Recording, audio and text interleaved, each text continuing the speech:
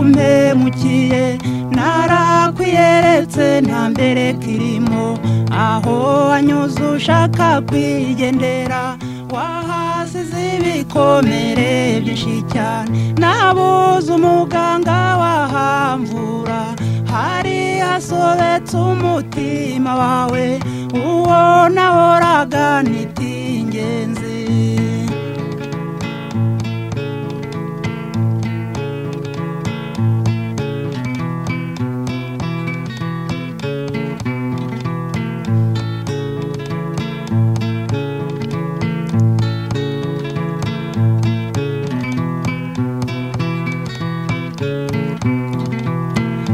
nibuka nyabusa nkigusaba ibyishimo byinshi byari hagati aho nkongera nkiyibutsa ukigera iwanjye udukino twacu nk'abana bato none nibyo byavuye mu mubabaro wanyerekaga uruhande rwiza gusa nyamara ntawe utwika inzu ngo ahishe umwotsi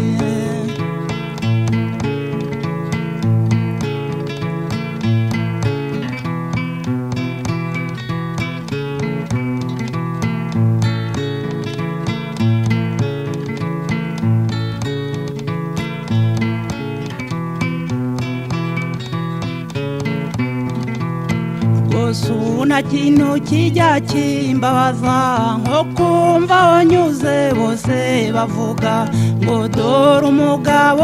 wa mugore wanyuze ahayikoreye imyenda ye nuko mbikubwira ukagira ngo ndakwanza kenshi uba wifatiye amazi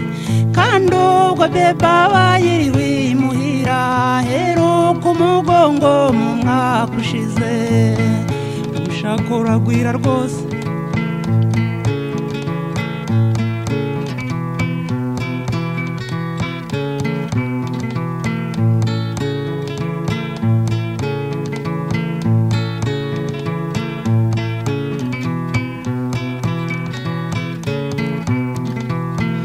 ishavu ryanjye nuko utaribona nawe ubundi ubu narashavuye icyakwereka mu mutima wanjye n'amarira menshi y'agahinda kawe iyo ndebye ukuntu bebe yigira ariragira atese mama arihe nanjye nakwibaza ko wananiye mvi nimba inyeguye mu mutima